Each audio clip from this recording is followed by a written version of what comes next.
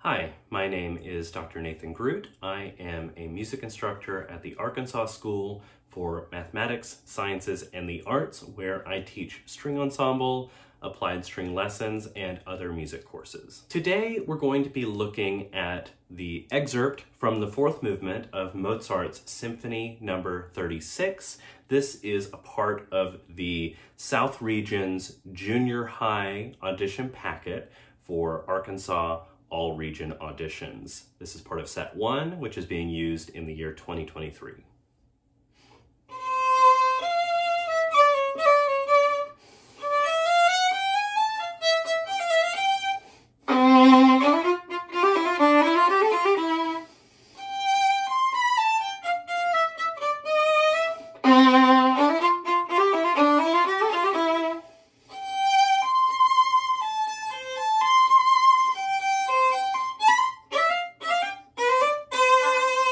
So this excerpt has a lot of tricky stuff in it. It has rhythmic complexity, it has grace notes, it has great dynamic contrasts, and it requires you to play in multiple positions. So I have some fingerings here. They may or may not be the best fingerings to use. These are the ones that I settled on that fit my hand and seem to work for me. If your teacher wants you to do a different fingering, your teacher's opinion supersedes mine in this, so listen to your teacher. But just in case you're sort of in the market for new fingerings, feel free to take a look at these and sort of judge for yourself if you feel like they might help you. I like to start this in second position. I know, second position. Not everybody loves it, but we should. It's a great position. It's very useful. This allows us to go from the C natural at the beginning to the F natural fourth finger without changing strings. And then we're just staying in second position here. And there on a second finger D, we have a rest to go back to a third finger, D, open E, first finger F natural, second finger F sharp. We're in half position here at the end of the first line. Then measure 6, we take our second finger F sharp and we scoot it up to a second finger G natural. 2, 3, 4, 1. And then we have an open E. That's all just in first position. All right, big string crossing to the G string and a dynamic change. We'll talk about that. C.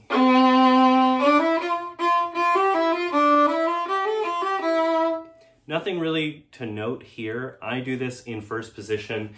There's an argument for doing this C in third position to avoid that string crossing.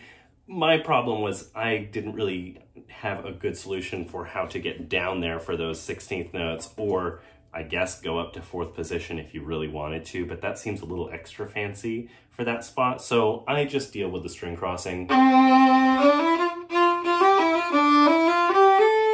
Use a fourth finger there. All right, measure 13, second position.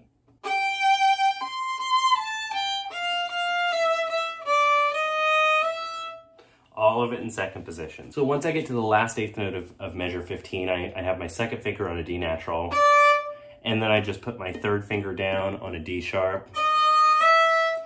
That creates this very interesting, curious finger pattern, but it probably means you're not going to miss that D sharp or that E because they're all half steps apart from each other. Now the next spot here, exactly the same as the material from measure 9. So just apply the same fingerings here. Skipping ahead to 21.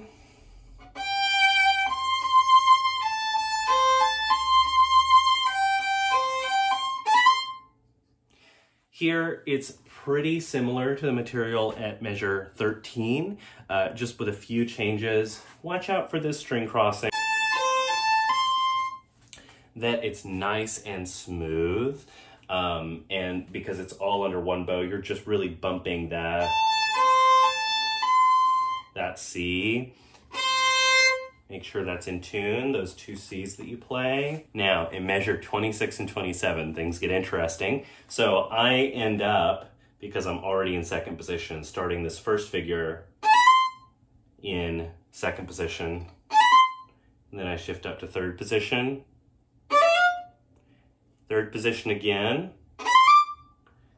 first position, and then you have just a C. So those are my fingerings. Like I said, grain of salt, but they work for me. So let's isolate some of the tricky spots here. So in measure 3, we have these grace notes, right? So how do we play these grace notes so that they're accurate?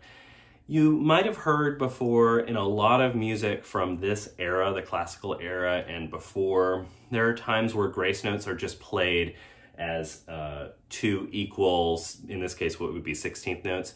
Notice that this has a slash through it, and if you're unsure, go listen to the recording. Go listen to the recording anyway. You should be listening to recordings when you're preparing an excerpt. So the important thing here is this needs to come before the beat. So if I have this beat going and it's really slow, you can hear that the E is happening slightly before the beat and the D comes right on the beat. Measure 5 through 6, I already shared my fingering, but let's talk about that a little bit. So we start out here, first position. Make sure that this first finger is far back enough, and then your second finger is a nice close half step there. Then when you shift up from second finger on F sharp to second finger on G, make sure that practice that shift a little bit so that you can get that accurate, because what comes after kind of depends on that shift from F sharp to G with your second finger. So G, G sharp, A, these are all clustered together like this, and then we reach back for an F natural.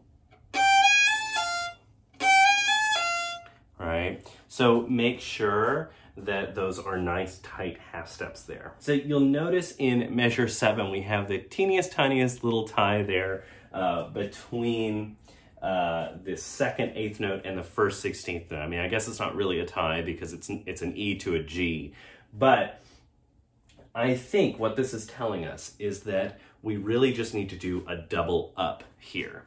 Both of the E's are staccato, so we're going to want a stop after them either way. So practice this as down, up, up. And this bowing makes sense because down bows are stronger than up bows, and the downbeat of measure 8 is an important structural part of the phrase, and it's also a downbeat. We want that to be a landing place, which makes sense if we're using a down bow. All right, so a lot of the material that comes after is repetition. The next really tricky spot, I think, is measure 26 and 27.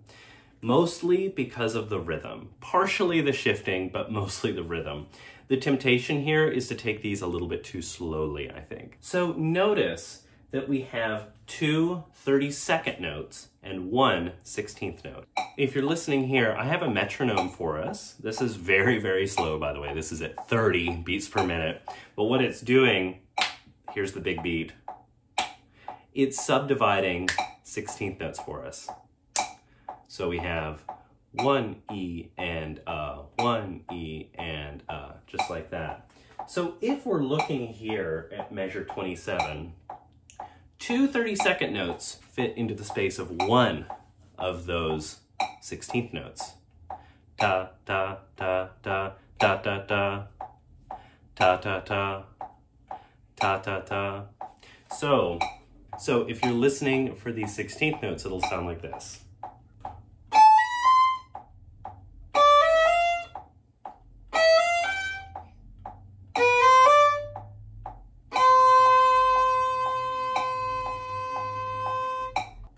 Here's 60 on the metronome.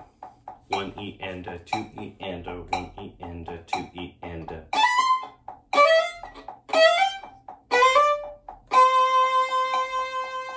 So the important thing here is that you're really thinking about how those 32nd notes fit into all the 16th notes that are contained within each beat in those two measures. All right, finally, let's talk a little bit about dynamics here. This one has piano and forte. This is very typical of this era of music composition where we have soft and loud, not so much the large gradient that we're used to with more recently composed music. This means that we really need to make sure that these two sound very different in terms of volume and dynamic level. So let's review really quickly. What are our three bow variables? Weight, speed, contact point. Weight is the amount of weight that's transferred from the arm through the bow and into the string. Speed, how fast is your bow moving? Faster bow is going to be louder, slower bow is going to be quieter. And then contact point has to do with where you are. Here, here. Louder, softer.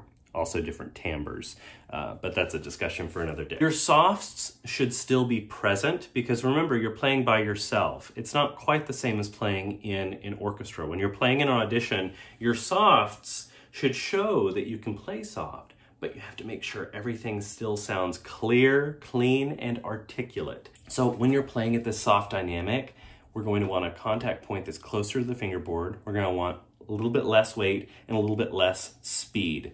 Once we get to the forte section, reverse all those. More weight, more speed, and a contact point that's closer to the bridge. Not on the bridge, because we'll get ponticello, but closer to the bridge. All right, I hope that this was helpful for you. If I missed anything or glossed over anything, or if there's just something you have a question about, feel free to reach out to me. You can comment below this video, or you can reach out to me on my website contact page or any of my social media. I'd love to hear from you. I wish you the very best in this fall's audition, and happy practicing.